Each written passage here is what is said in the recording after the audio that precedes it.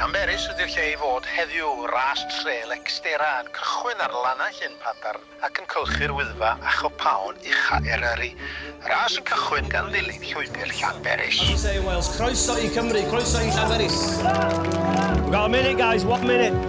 Athletwyr o 4 ban byd yn rasio yma. Rhagolwg o tywydd yn brofwydo diwrnod poeth arall. 30 seconds, 30 seconds. Over to you now.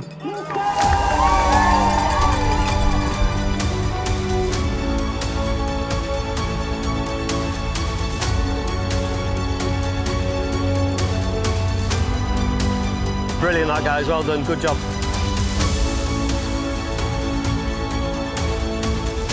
Da ni roi'r Cymru ar y map a mae pobl yn treithio dros y byd I gyd I ddod yma I Llanberis I cystadlu yn y World Championships.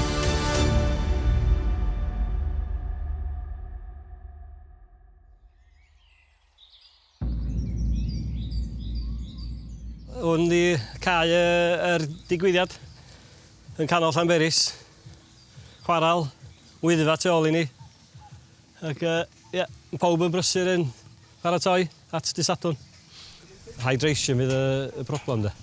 Cos maen nhw'n gael o fyny at 30 gradd dy Sadwrn. So mae hynna serious de. Okay. Ready? 3, 2, 1. Mae hwn yn dod â dros 2,000 o redwyr yma, penwythnos yma. Mae'r at y 300 heini yn redwyr o wledydd ar draws y byd. Mae yna ras phencampwriaeth y byd yma. Felly maen nhw'n dod I Gymru am y tro cyntaf, ag ar penwythnos yma hwn. Dwi'n meddwl bod ni'n cael dangos Cymru ar ei orau, ydyn nhw? Probably want your side to go that way a little bit, just a touch. Mae yna dipyn I wneud cyn hynny, ond dyma, mae'n ein barod amdani erbyn dy Sadwrn, a gobeithio fydd hi'n ddwrnod gret. This is not the proper work for a business development director, but we do everything in Extera just to make the event successful. Thank you. Είναι πολύ σημαντικό για εμάς να διοργανώνουμε το πρώτο παγκόσμιο πρωτάθλημα trail run της Extera εκτός Αμερικής. Είναι η πρώτη φορά που αυτό συμβαίνει εδώ στην Ουαλία. Μια εξαιρετική συνεργασία με την Always Aim High. And those, if you could do the 3 at the canolfan as well. Yeah. Is that okay? Thank you. Da ni'n trio gael pobl o'r pentra yma, dod lawr I werthu bwyd yma ar y cae, fel bod nhw sy'n cael y benefits. Siop lleol, Crib Goch yma, siop ar y stryd fawr yma yn Llanberis, fydd Giorgio's yma, gwerthu ice cream. So bob tro fydda ni'n cael croeso nôl oherwydd, da ni'n cefnogi pobl lleol. Dwi wedi bod wrthi ers 15 mlynedd efo Always Aim High, ond mae'r siwrna yma wedi cychwyn lot cyn hynny de. Pan o'n i'n plentyn, yn rhedag fy hun, rhedag mynyddoedd lleol yma. Wedi rhedeg mwy na chwarter ffordd I fyny'r mynydd yn y ras dan 11 oed, mae Tim Lloyd yn drydydd.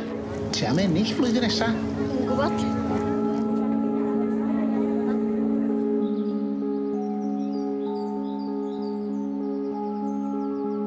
Y mama ges i'n fagu fama, nes I tyfu fyny fel plentyn bach. O'n lle odd rili tyfu fyny yn canol nunlla. Pan o'n i'n deud wrth pobl bod fi'n tyfu fyny hanner ffordd I fyny'r Wyddfa. Di pobl I'm yn coelio fi, ond mae actually, literally hanner ffordd I fyny'r Wyddfa.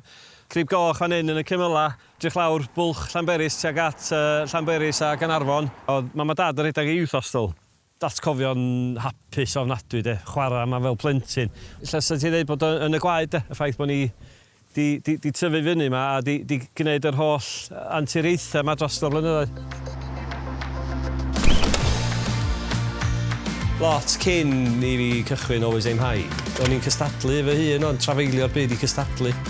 Nes I landio fyny yn 1992, o'n i'n gemau Olympaidd yn Ffrainc. O'n i'n hyfforddwr i'r tîm sgïo merchaid.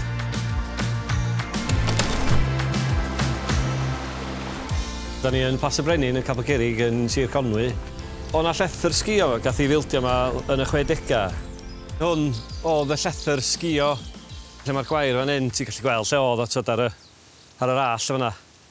Bechod rili I fi cael gweld o fel hyn de, cos dwi'n cofio fel llethyr sgïo fel plentyn ac o'n I gael lot o hwyl yma.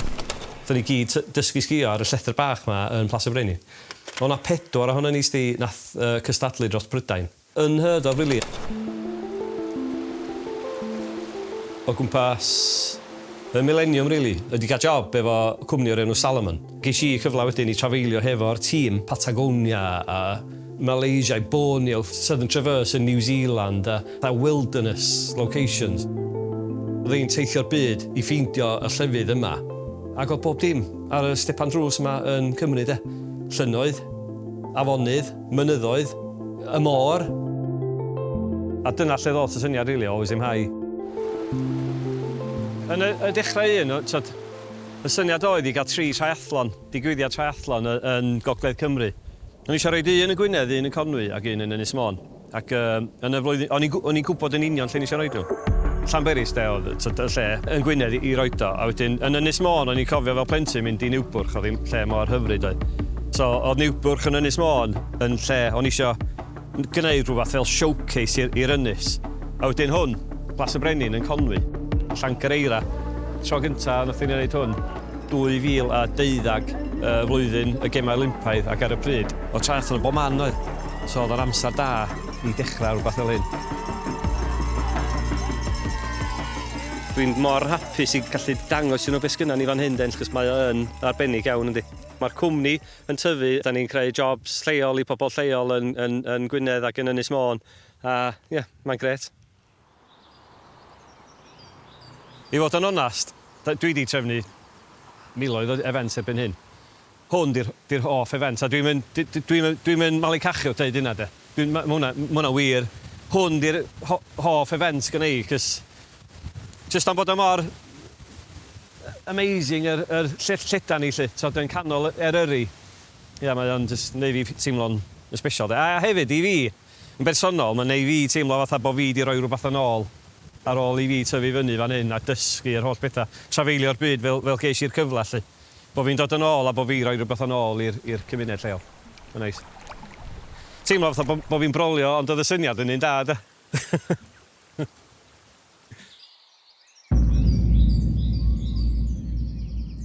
Byn hyn, da ni yma yn yr swyddfa newydd yma yn Llanberis a da ni'n cynnal digwyddiadau i pobl o dros y byd i gyd. Hwn di warehouse ni.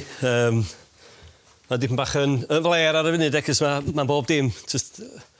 Da ni rhwng symud pethau o fama lawr i'r cae, ond fama da ni'n cadw bod dim, believe it or not, dim cweith digon fawr i ni, cos mae yna gymaint o stwff da ni angen i'r digwyddiadau yma. Mae hyn yn reusable signage, a mae hwnna'n pwysig oherwydd sustainability. Mae hein yn cael ei osod ar y digwynnar, rasio dy Sadwrn, a erbyn nos Sadwrn, fydd bob un o hein wedi cael ei tynnu o'na.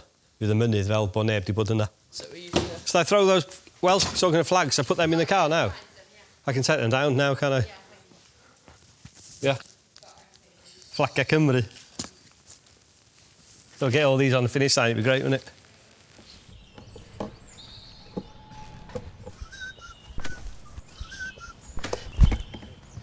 Wel, da ni yn canol Llanberis ar y cae ddôl. Hwn di'r ai digwyddiadau. A jyst sbio gwmpas de, Lidi'r Fawr a'r chwaral di Norwic. Reit ymlaen i fan hyn. Wedyn mae gennym ni y garn. Mae Glyder Fawr yn gallu weld fan'na. Mae Moel Eilio fama tu ôl i fan hyn. Moel Cynghorion. Mae'n just yn unbelievable. Lle i cynnal digwyddiad fel hyn. A digwydd bod, mae'r chwaral yw few years yn ôl wedi cael y designation fel World Heritage, UNESCO World Heritage, no? A mae hynna'n neud ti fatha really appropriate yndi i gael y World Championships yma, bod pobl yn trafeilio o bob man i rhedag.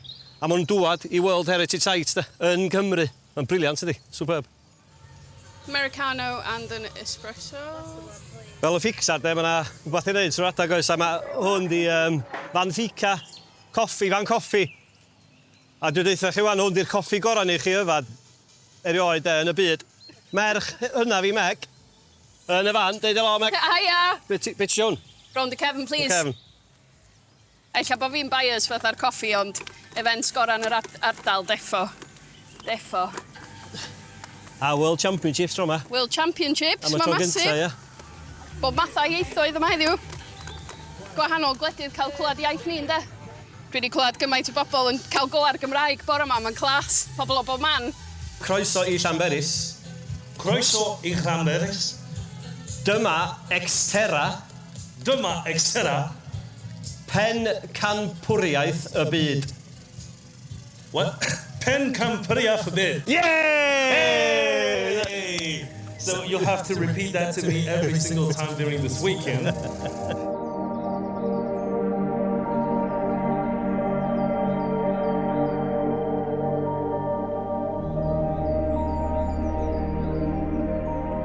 Mae wedi'i wedi cael ei prynu gan cwmni Cymraeg. Maen nhw'n aros yn lleol yn Llanberis, yn y pencadlys newydd. Maen nhw'n rhedeg y cwmni fel cwmni not for profit sydd yn pwysig i ni, fel bod yr arian sy'n cael ei codi yn aros yn yr cymunedau lleol. So mae'n teimlo fatha bod ni wedi adael y cwmni mewn dwylo da, mewn dwylo saff, ac oedd hynna pwysig i ni. Mae yna ddau yn ni, fi a Kenny Nigel Kendrick, sydd wedi rhedeg y cwmni yma ers 15 blynedd. Oedden ni'n hedfan i sgio yn y flwyddyn 2009. Nes i sôn oedd Kenny y syniad o'n i wedi cael. Oedd o'n licio'r syniad. Ac oedd yr hyder yn gyna i wneud ar ben fy hun. So nath Kenny dweud, wel, na, i wneud o efo chdi.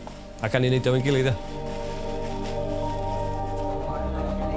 The people we've met along the road on this journey, our own staff and people like that, but also the local authorities have been so helpful, so supportive, wanting to bring these events to this area, wanting to make sure that we host the best events, we think the best events in the world. Yeah. You have to look around and look at the smile on people's faces, and hopefully you see that, that's what we've managed to achieve after such, what we think is humble beginnings, as you say, around a kitchen table, but also shows anything's possible. Just got to have the drive and ambition to do it, and the support from the people around you, and a bit of good luck, and hey presto.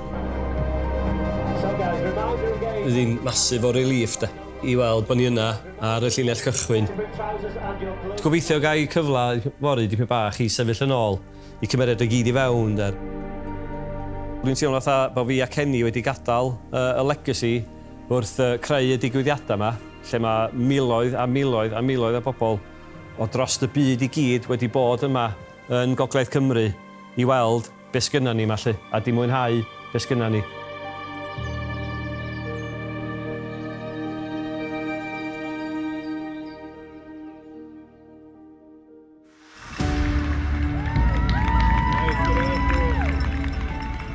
Croeso, as we say in Wales, croeso i Cymru, croeso i Llanberis. It is great to have you with us. Right then, out on your race today, you're racing our marathon distance race. You will be following signs all the way along your route, okay? There's lots and lots of signage. Yr holl bethau dwi wedi gwneud dros y blynyddoedd, yn trafeilio, teithio, pobl dwi wedi cyfarfod, y profiadau dwi wedi cael. Mae gyd yn adio rhywbeth i fewn i'r penwythnos yma. Close the gates after you. It's important because we want to come back here next year and the year after, and we don't want the farmers to say, no, you can't come here anymore. So it's important that you close the gates when you go through them. Yr elfen mwyaf pwysig, really, efo digwyddiad ydy yr cymuned lle mae'r digwyddiad yn cael ei cynnal. Look around where we are, it's so beautiful. And we do not tolerate any littering whatsoever. If we see you dropping your litter on the side of the trail, we will disqualify you from the race. It is really important, okay? So I'm stood with the choir as well, so I will tell the choir when they start singing. It's going to be Hen Wad and Hadau.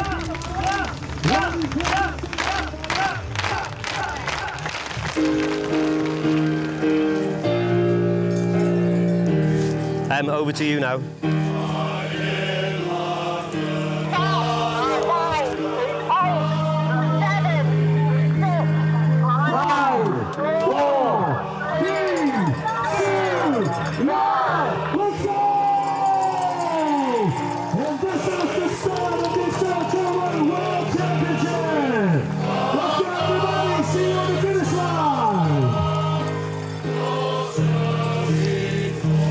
Brilliant that, guys, well done, good job.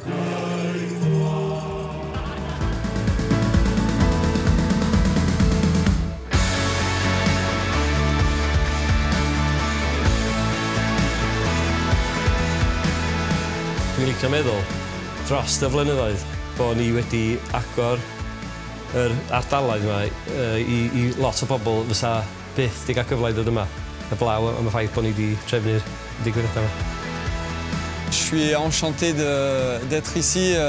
Je ne savais pas à quoi m'attendre et les montagnes sont magnifiques, les gens sont incroyables. Ça fait que 2 jours, mais j'ai envie de rester beaucoup plus longtemps. So da ni wrthi jyst yn ail llenwi dŵr, gadw siŵr bod yna ddigon o ddŵr ar y lluniau derfyn i'r hein sydd yn gorffan. So mae'r conditions heddiw yma mor boeth. Mae 1 o'r gloch yn pnawn, mae pobl wedi bod allan o rhedeg ers 5:30 bore yma.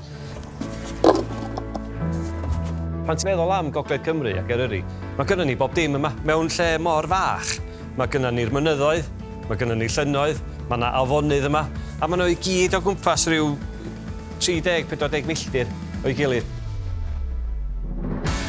We live in a very flat place. It's beautiful, but there's a ruggedness and there's a very different energy to the landscape here. So I'm from Aotearoa, New Zealand. I think I'll be quite competitive. I've run a number of ultras back in New Zealand, an off-road marathon which I won there. So hoping to come in reasonably competitive. Maybe I'll be fast enough to win it. And your winner, all the way from New Zealand, Sam McCauley. Yeah, it was just really hot. It was tough, but phenomenal. Tried to take it as much of the views as I could. World champion, sound good? Sounds pretty good. Might have to come back for another one. Cheers, guys. Mae'n ei fi teimlo'n hapus di i weld pobl yn dod yma ac yn mwynhau a ti'n gweld bob un sy'n gorffan rhedeg dros y llinell derfyn bod nhw wedi blino. Maen nhw'n hapus a maen nhw'n enjoio be maen nhw'n neud. Hwn fydd fatha y swan song is lici di. Dwi wedi gweithio'n galad dros y blynyddoedd. I gael gweld y digwyddiad yma yn Llanberis efo'r rhedwyr o dros y byd yn dod yma i cystadlu ac i gweld Eryri. Dwi'n ofnadwy o falch bod fi wedi bod rhan ohoni. It was always my dream to put on events like this in the village where I grew up because, you know, we're really proud of Snowdonia and we want people to know about what a beautiful area we live in. And so please tell your friends. We would like to bring more people here again next year. And yeah, I hope you had a good time and we'll see you again next year. Diolch yn fawr iawn i Tim. Mae Tim o Llanberis, wel, yn wreiddiol o Ben y Pas ac Nigel Kendrick yn sydd... Ie, mae'n teimlo na hwn ydy'r finish line i fi yw'n, so dwi wedi gweithio mor galad. Mae'n teimlo na hwn dwi'n gorffan ar y rhai, ti'n bo? A dyna mae pawb yn eimio amdano fo'n di. A'r mistake mae pobl yn neud ydi, maen nhw'n trio, mae'r rhai, maen nhw eisiau mwy, maen nhw eisiau mwy. Dwi'n gwybod na hwn di'r amser i fi, da. A sa hwn ydy'r finish line i fi, definite. Fel y Fficsar, mae yna rhywun arall yn gorau stepio fewn, a nhw fydd yn cael enjoyo'r emotion yma yn y dyfodol. Byddai'n sefyll yn ôl a illa, who knows, illa byddai yma'n rhedeg o flwyddyn.